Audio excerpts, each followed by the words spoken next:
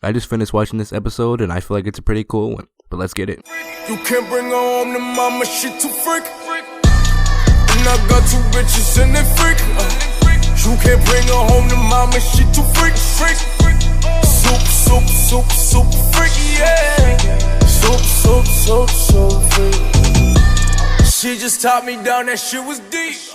Yo, what's going on, guys? Your boy from the main universe, the NovaVerse, and today we're going to be doing a review on episode 73 of Dragon Ball Super. And oh boy, I feel like this is a pretty cool episode in my opinion because, in this episode we get to see, Gohan back in his Great Saiyaman outfit and stuff like that. And it's like the nostalgia from Z when he was, when he did his whole Great Saiyaman gig where he was a hero and stuff like that back when he was a teenager. But, our boy Gohan, he's older now, so he pretty much ditched his alter ego a long time ago. But yeah, let's get into this stuff. Basically, the episode starts off with Jocko just sitting there at some ramen shop in outer space, making a pit stop and stuff like that, and takes this break to go eat this ramen. And like the guy's telling him and stuff like that, isn't he on duty? And shouldn't he get that thing back? Because like it cuts to his spaceship, and then there's this like weird starfish looking thing. It's like an antenna on its head with like a ball on it. He tells the guy that it's a really dangerous criminal, and that he says that it's secure in his ship and it's not gonna get out or anything. And the thing cracks, and as Jocko's sitting there, the thing breaks free out of the little jar that it was held in, and it dips. It's just gone. Our boy Jocko is always messing up. For a super elite, he sure does mess up a lot. But then after that, we cut to the title screen, and I'll read it again.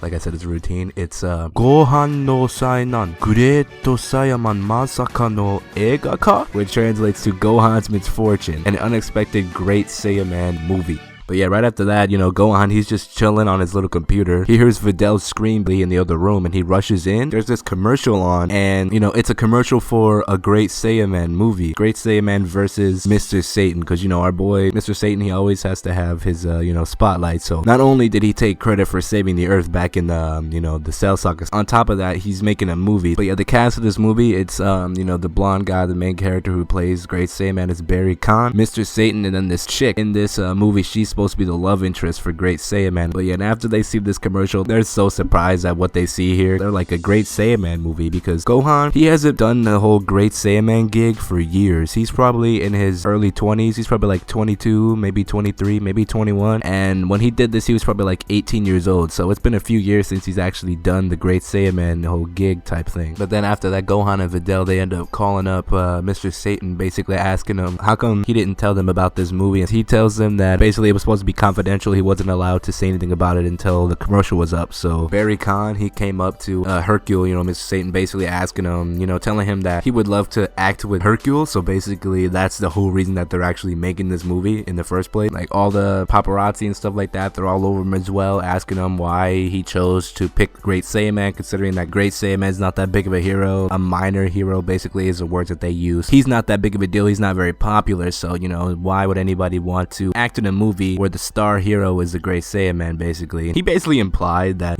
since he's cool, he can make the character cool. So this man's got a big old chip on his shoulder. He is mad conceited. It's actually crazy. Like, this dude is mad full of himself. But basically, then we cut to the assistant manager, the assistant director of the movie, basically, and he's sitting there. He's basically sweating in the presence of Barry Khan because he's just such a big deal around there. So he's so full of himself that he even goes to the assistant director. And the commercial that they just put out, they sat there and did all the editing, I'm assuming, and stuff like that. And he has the nerve to blatantly just tells him to change it. The title of the movie is Great Saiyaman versus Mr. Satan. He wants it to be, and I quote, Barry Khan in Great Saiyaman versus Mr. Satan. And the assistant director, he's like, that's kind of a long title, but he says it's a little long, and this dude has the nerve to yell at him and tell him to change it right now. The commercial that they just put up, he wants them to change it now, like right now, at this instant. The assistant director is just scared of Barry. He's because oh my god, like he jumps back and goes to the actual director and asking him like what they should do and stuff like that. But this dude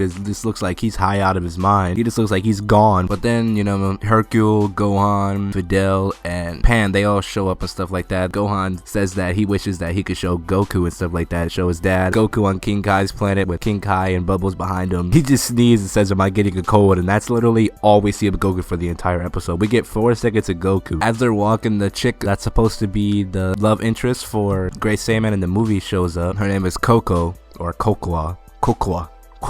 Hercule blushes when she shows up, and then he introduces Gohan and Videl to her. Right as they're talking, Hercule tells Coco, like, don't freak out about what he's gonna say and stuff like that, because he was about to spill the beans that Gohan used to be Great Saiyaman back in the day. But Videl stops him right as he's about to say it. They want to keep it a secret because, you know, it's not that big of a deal for them, but freaking Hercule says that it's their chance to actually be famous, but Gohan cares more about his studies and stuff like that than being famous. But then Barry shows up, and then this boy is so full of himself, he walks straight up to Videl, grabs her hand, and starts sweet talking her. She's so pretty that she has to be an actor, and our boy Gohan is just chilling in the background, but Pan doesn't seem to be liking it at all. Barry offers her an autograph, and she curbs she curbs the dude. And the funny part is, our boy got what he deserved. Little Barry, he got embarrassed in front of the cameras. He tries to make him an excuse as to why she walked off. We cut to the first scene where Great Saiyaman comes in. There was supposed to be a tank, like an actual tank. This thing was a real tank. It was supposed to run up to Great Saiyaman, and Great Saiyaman was supposed to just barely dodge it. But Barry, as full of himself and, you know, controlling as he is, he basically tells the assistant director to change it, where Great Saiyaman would jump on top of the tank instead of dodging it. And alright, you know, that's simple request, you know, it's something easy. Alright, you know, basically we'll get the wires, we can make this happen, basically. And he says, nah, screw that, no wires, we're gonna do this raw, because his movies, known for no wires. So we're not doing wires. If you're a real superhero, you're gonna do it without wires. So basically the guy's like, you're crazy. So Gohan jumps in. He basically says, you know, let me do it. But then our boy Gohan is back in the Great Saiyaman suit, and he's looking like a beast. Like, I'm not gonna lie, I really enjoy seeing Gohan in this suit, because it actually puts a smile on your face and stuff like that, because it's like nostalgia for the old fans who actually watched it in Z and stuff like that, when he actually was that superhero and he was really into it and stuff like that. But then the scene starts, and as the tank's coming to him, as expected, he jumps into the air, and everyone's surprised. And instead of just jumping on the tank, dude literally jumps on top of the tank, busts through the top door, and pulls the guy up for the scene. I didn't expect that at all, but then he saves the guy, you know, then the tank keeps on going. They go on with the scene, guy asks him who he is, and our boy Gohan does his famous moves. Like, when I saw this scene, I had like a fat smile on my face, but then Khan gets all up in his face telling him that he's not the star of the movie, so stop acting like it. The main director, lead director, the same one that we saw had the little high days looking thing going on, he basically gets up and asks him, he says, is there a problem, punk? And then he takes his glasses off, and you can see the fire in his eyes. Cool. And then Khan, he gets really scared. He gets scared to the point where he's like, I have to go to the bathroom. So he went to the bathroom in the costume. I gotta cover the nose. The cat just went to the bathroom right as I was recording this video. Oh my god. I gotta tough it out for the rest of the video, boys. Oh god. But yeah, then Videl, she says that, you know, it brought back memories of when he put the mask on, you know, back in the day, like I mentioned a few times. But she says that her heart was pounding, and then Hercule, he goes to say that he should do it as well. So Gohan says okay. But as he's walking home right afterwards, he notices that there's this bank robbery inside of the bank where it's Krillin, our boy Krillin the cop. He's basically trying to stop these guys because they're trying to rob the bank, and they have armor and guns, and they go to shoot at Krillin. But our boy Krillin, Krillin is like the perfect cop because he's stronger than any human on the planet. So they go to shoot him with a machine gun, and he dodges every single bullet, no problem. Then our boy Gohan bursts through the wall. Our boy Gohan is decked out in the full Saiyaman outfit. As he broke the wall, Krillin was standing right there, so all of the broken pieces of wall fell right on him. Apparently he stopped them with Videl. So basically they have a personal vendetta against him because Gohan put them in jail. Right as that's happening, the thing from the beginning of the episode, it basically made its way to Earth somehow. Conveniently, it just makes it to where our main heroes are. It latches itself onto one of the guys. He feels like he can beat anybody, and his muscles grow massively. Then you see the thing on top of his head, and he charges at Gohan. But of course, you know, Gohan, he's pretty strong, so he basically dodges all the punches that the guy gives him. Then they both break out of the bank, and then they're in the air, and he's swinging at Gohan, but Gohan tells him not to get cocky, and then he kicks him right back into the bank. Gohan comes back, and he starts charging up a Kamehameha. Keep his image good, he basically just hits them with a tiny finger blast, the Great Saiyaman beam, and then the little thing runs out of his boot and stuff like that, and then these guys get arrested. And what he did ends up being on the news, and of course, it was Gohan, but they credit Barry Khan for what he did. Oh my god, this dude is just... But basically all the cast for the movie and the assistant director, they basically automatically assume that it's Gohan because they saw what he did. Bulma walks up because, you know, she just always pops out of nowhere, but then she goes to say that somebody stole her Great Saiyaman outfit and went out to basically do that. So she saves him. Then it cuts to a scene of them talking on the roof though, and then they're talking about how, you know, he has to be more careful. He didn't want people to actually find out that it was him. But then little do we know, the chick who's casted as a love interest for Great Saiyaman is listening in, and she confronts Gohan and basically basically she hopes that he could fly her home, because basically she knows that Gohan is Great Saiyaman because she heard them talking, Gohan and Bulma, but she says that she won't tell anyone, and then they fly off. They're enjoying the view and all that stuff's going on, and she says since we're already here in the air, you know, basically like let's take a longer route and stuff like that. So basically they're flying from the sunset all the way until night, and an unexpected turn of events just happens, and as they're flying, you know, they're just chilling, mind their own business. We end up seeing Jocko, and he's just chilling there on his spaceship looking very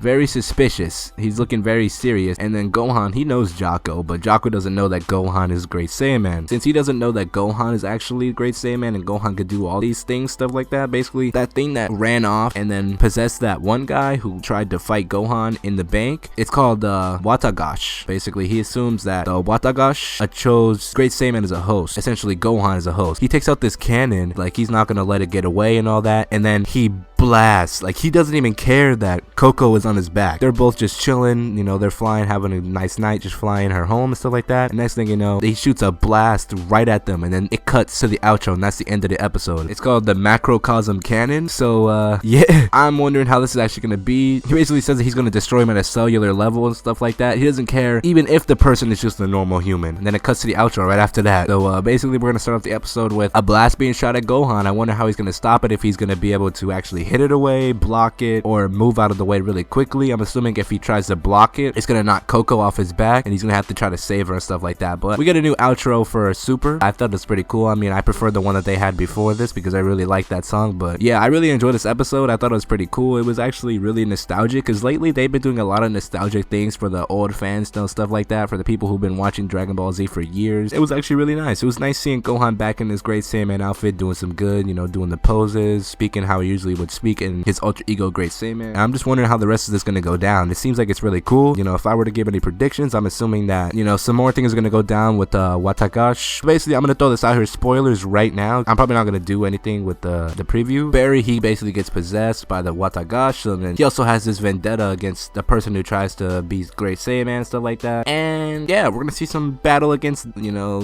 Gohan with that guy, and it looks like Gohan's getting smacked around. But yeah, that's pretty much all I have to say about this video. I mean, I really enjoyed it. Like I said, it's really nostalgic. I'm assuming a lot of people have nostalgic feeling and stuff like that. This is a really good episode in my opinion. A lot of people might not think so, because it didn't have like a crazy amount of action really. It wasn't really supposed to be about the action, but we actually did get a little bit of action. You know, Gohan, he actually got out there and actually fought somebody for once in a while. That's pretty much all I have to say for this. Hope you guys enjoyed this video. My social media is going to be in the description as always, and if you guys enjoyed this video, if you guys thought it was good, if you guys thought it was bad, if you guys thought it was okay, let me know down in the comments. I'd appreciate that. Show some love in the video. Let me know that you actually liked this video by dropping me a like. I'd appreciate that as well. It's been NovaVerse, and I'm out.